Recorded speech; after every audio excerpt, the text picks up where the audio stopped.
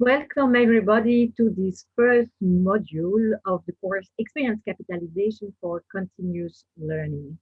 I'm very happy that we can start this course, which has been done in the framework of the partnership with FAO and GIFRA. My name is Sophie Trinan. I am working for the regional office for Europe and Central Asia, and I will be facilitating this first module with Jorge Chavez Pastor. Jorge. Thank you, Sophie. Welcome, everybody. It's nice to start with this course. I would like to start. We're going to be talking about the general introduction. What is experience capitalization, and especially why? Starting, why do we do this? You must have noticed, if you think of the work that you're doing, of the projects you are working with, that many times we think, what happened? What did we achieve? Did we achieve what we wanted to do? Did we do what we wanted to do in the field? And most important, did we learn anything that helped us improve the work that we are doing? These are questions which are not uncommon, that we very frequently ask ourselves. To try to answer a little bit to these questions is why we do experience capitalization. So the question then is, what exactly is experience capitalization? So experience capitalization is a systematic, iterative, and participatory process through which an experience is analyzed and documented. This creates knowledge, which can be shared and used to generate change. We have different words to explain this experience capitalization process. In Latin America, they have called this systématisation. In French, they call it capitalisation d'expérience. And in English, they've used other words like process documentation. So let's go into the different process. It is interesting to see that when we talk about experience capitalization, that it shares many common elements with other processes that we are busy with. But it's also important to realize that it is not the same thing. So experience capitalization is not the same as an evaluation. As you can see here, with an evaluation, most of the times we want to measure, we want to see if we have achieved the goals. Experience capitalization is not the same as corporate communication. But at the same time, we realize that when we do experience capitalization, we are paying attention to many of these different purposes that we see in these different processes. So even though it is not the same, we could say that experience capitalization takes up a bit of the elements that are in an evaluation, in action research, in a documentary analysis, or in communication that we do regularly with our project. The important thing to notice here is that experience capitalization, we take elements from here and there because we are doing this with a specific purpose, because we want to obtain specific benefits as a result of this initiative and of the effort that we put to it. What do we achieve with it? So we have selected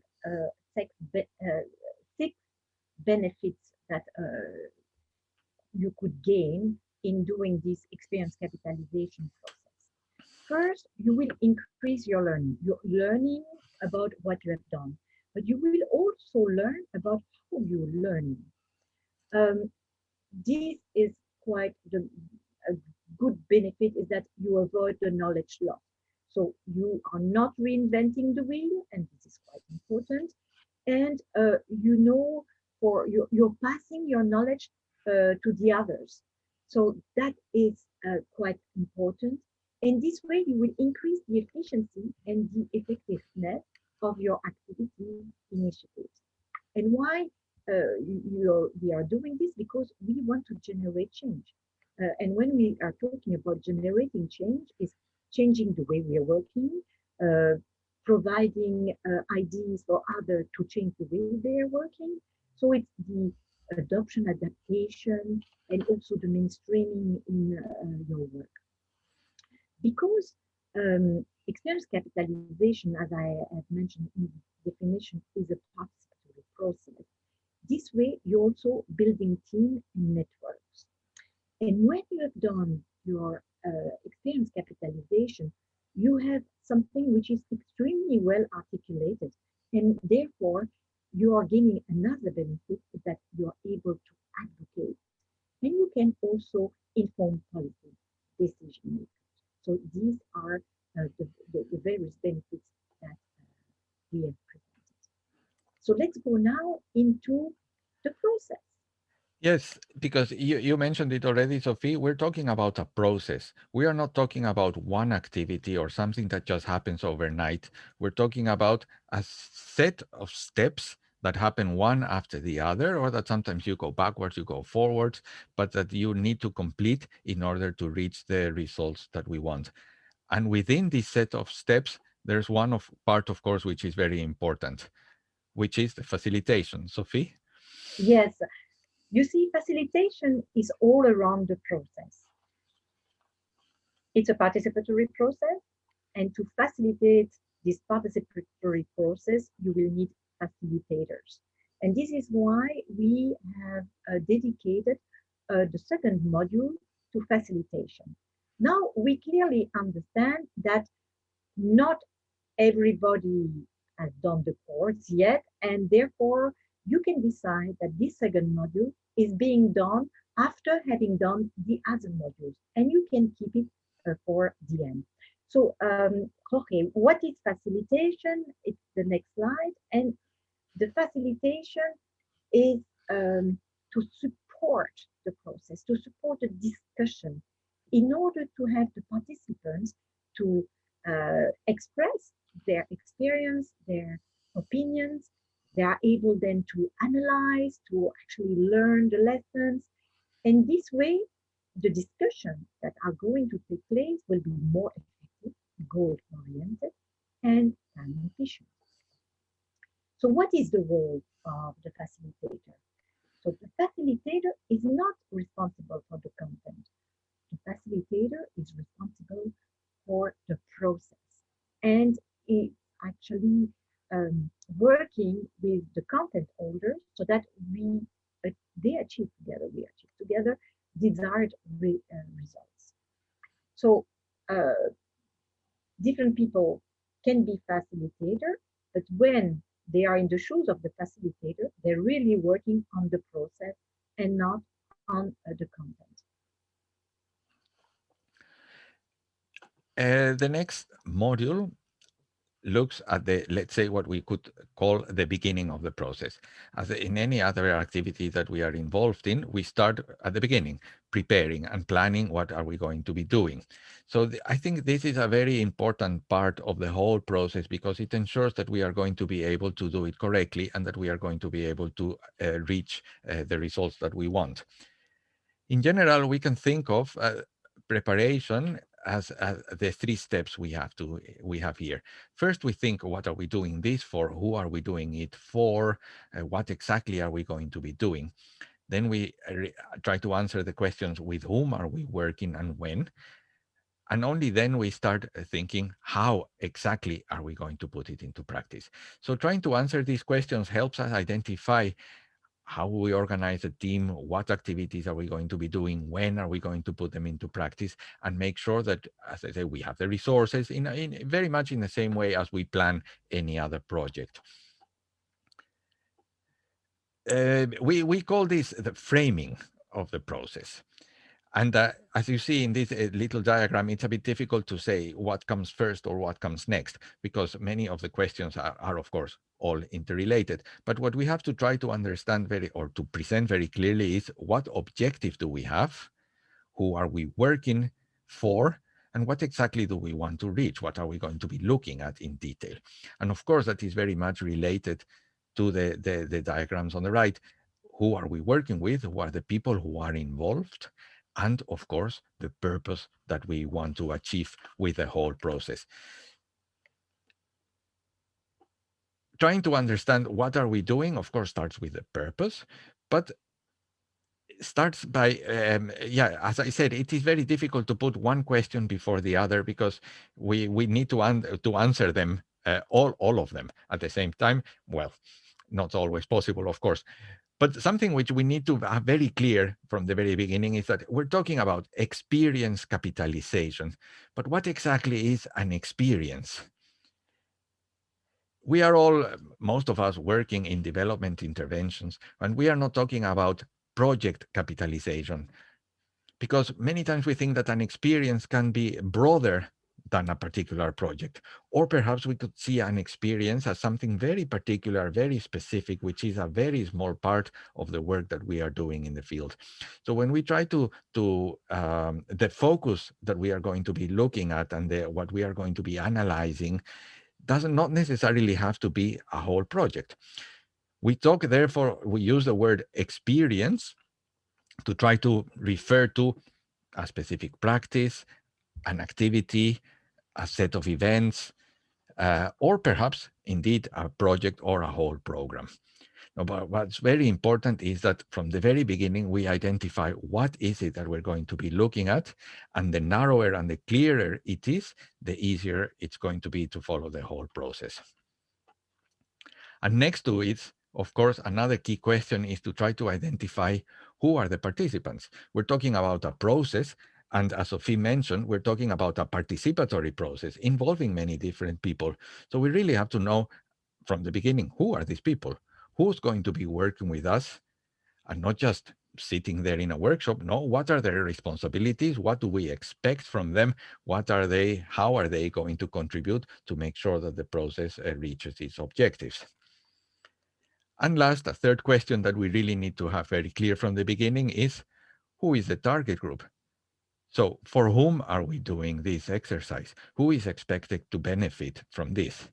And here it is very important to emphasize that it is not only that we are doing this exercise for somebody else, for somebody who's going to receive the lessons, somebody who's perhaps in another country or in another organization, because most of the times the main beneficiary of the whole process, it's ourselves. So we are doing this for us or for our colleagues or for our organizations. But that has to be very clear, as I said from the beginning, because it is going to shape the way we put all these practices together. Then we go to the next one. Sophie?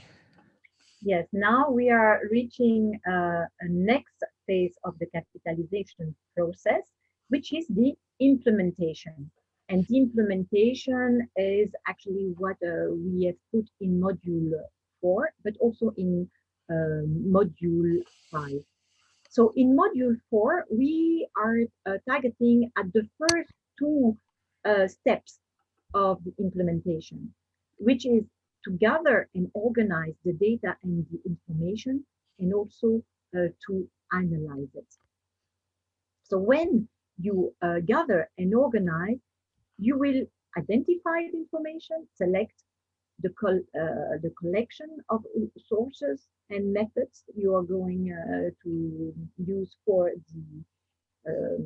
your, your case, and you will organize and store this information. I'm going to share it with also with the others who are part of the process. So what is it very important? It's to understand the how and the why. And I am highlighting this how and why because if we have to summarize what is experience capitalization, it's really to understand, to have the time to reflect now and understand how and why things happen this way. So you can learn the lessons. Even if you fail, failing is not an issue, but repeating the same mistake is a problem. If you learn from your mistakes, and you understand how and why, this enables you to move forward and to gain more experience. So we are also looking, this is what I was saying, all your findings. You're looking at your findings and you are able to draw the conclusion, presenting your main ideas of your finding, and providing a clear and complete explanation of what happens in the field, how and why. So you may draw specific conclusions for each the elements of an experience. It can be strategy, methods, the design of and the implementation, the participation of the different stakeholders, the context or the setting, the output, the outcomes, and the impact. So this is what is happening in this module 4. And then we come to module 5, of course. As I was saying, we, from the beginning, identify potential beneficiaries, even if it is just ourselves, or it can be another group of people. When we have the lessons, the recommendations, or the conclusions that Sophie was mentioning before, we need to find a way to share them. We need to find a way to reach these beneficiaries with these lessons. So most of the times, this means that we have to produce some document. We have to put them in a certain way so that we can share them. No, we can share them in many, many different ways. The question is how. In order to identify how, we have to start by knowing very clearly what I just mentioned before. Who is this target audience? So it can be the people who is working with us, but it can be somebody else. The question is, who are they? What do they want to know? What are they interested in? What do they already know? Because if we go with a message that they already know, of course, they may not be so interested in hearing us. So we need to find out who very clearly who these people are, what are they interested in, and then we have to prepare our message in a way not that it not just reaches them, but that it reaches them in a way that they can really use it and benefit from it. Knowing who these people are and who, what I just said, how, what do they know, what do they want to know, then we can try to think of many different ways of many different products. Mhm. Yeah, Sophie? Yes, indeed. And according to your audience, you will decide whether it's more written products that are needed, visual products, audio products, video products, web products, or a combination of some of them. In the course, we have given examples for each of these categories, and you can learn more about what is suiting an audience better than another. So we have on one side the products, and then on the other side, we will have the channels. Because if you have developed all these things, you have to know, okay, what is the channel I'm going to use? Um, in some initiatives, you're going to use conventional channels, which are the mass media, the printed materials, or the outdoor advertising. But now more and more, we have digital channels. So it's not only writing emails, but also the social media, the website, the communities of practice, the blogs, the file sharing, the mobile phones, the application. And we even have a e-learning course, online course like this one with our digital channel. Or you have face-to-face, share fair, theater, exchange visits, well, all these type of meetings. So we have to think about, okay, we have our products, but which channel are we going to use so that our products are reaching the right audience? And as I said, it could be a combination of different channels and different products. Um, I think it's very important to select the right channels, what you just said, but we have to remember that it is not just for disseminating information, because what we're interested in is not just in reaching people with this information, but in making sure that the information can be used. Because if you remember from the original definitions that we shared at the beginning, the purpose of experience capitalization is to identify lessons that can be put into practice so that we generate change, so that we benefit from it. So when we select a product and when we select a channel, we have to bear in mind that it is not just for disseminating information, but we have to think of putting it in a certain way that it's going to make it easy or easier that this information is used. And that is what we go into the next module, which is, yeah, perhaps we could say the most interesting one, the most important one, where we really look into the change in the benefits that the whole process brings. Now, putting information into practice, of course, is not something that goes straightforward or that it's very easy, because if we look at this here, you remember adoption doesn't take place again immediately. We have to pay attention at what adoption is and how does it work. It is not just that we read uh, we read the lessons that have been produced out of a process like this one and we immediately put them into practice. It doesn't work so easily. So we have to think, first of all, what is it required and what are the efforts that we or the whole team have to pay attention to, so that we go from just being aware or knowing about a certain practice and actually turning it into something new, into doing a new activity that it's going to help us, well, scale up or have a bigger impact, or as we say, generate the change. But now, yeah, scaling up, what exactly is that? Yes, we have different aspects when we are generating change. It could be adoption. So someone is being inspired by what you're doing and say, "Oh, this is interesting. I would like to take up this new way of doing things, and maybe I can really also apply it." But then you may have to do adaptation because the context is different. It's not happening exactly at the same time. And therefore, you will need to adapt. And so this is the adaptation. The scaling up is when you will increase the number of beneficiaries, that you're changing geographical area from local, you're going to go to national, or you decide that actually um, from this sector, you're going to enlarge it to other sectors. So these are the different stages that exist and that we are also covering in this module. Now, Jorge will explain us a little bit more about the scaling up pathway.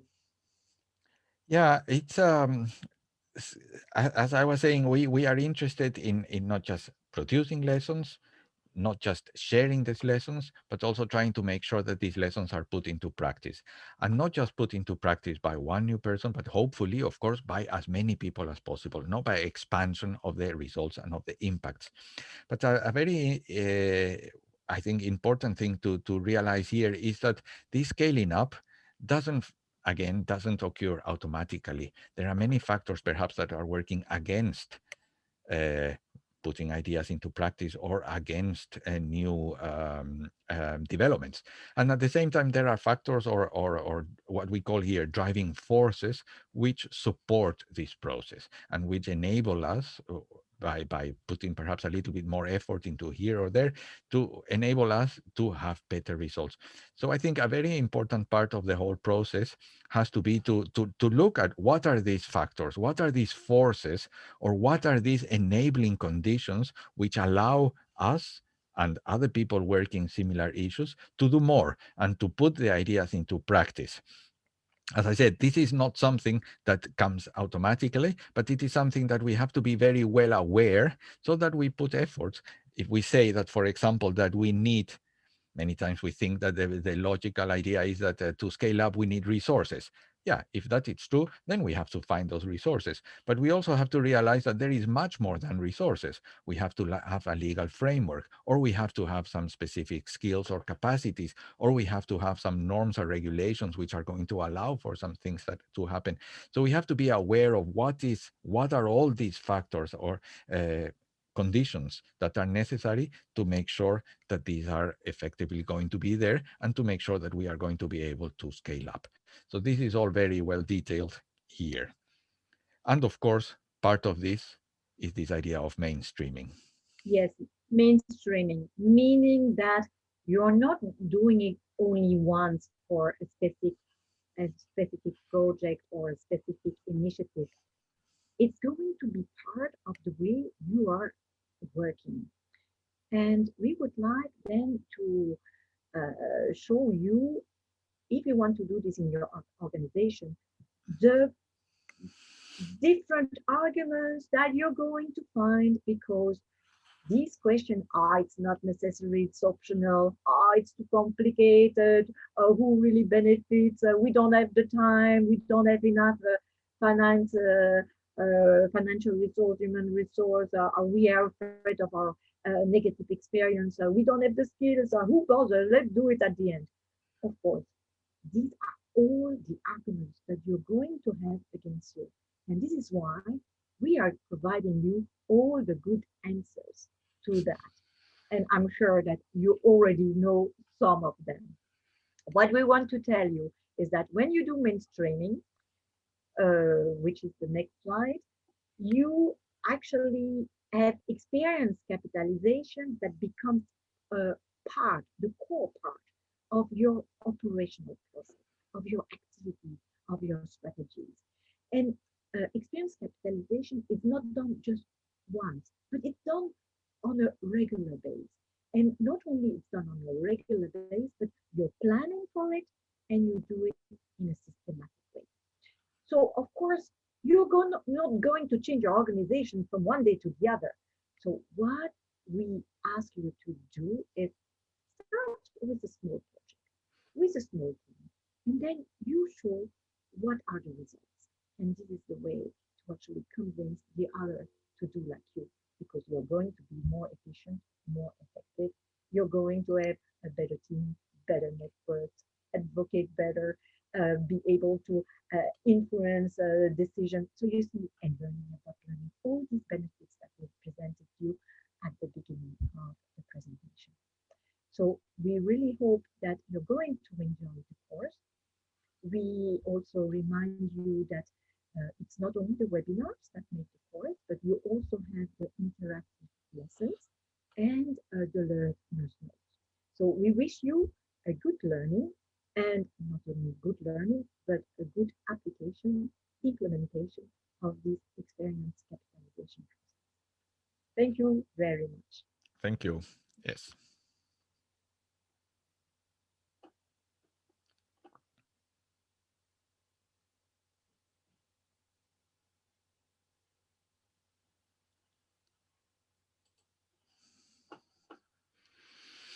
And I need to find how to stop. I will,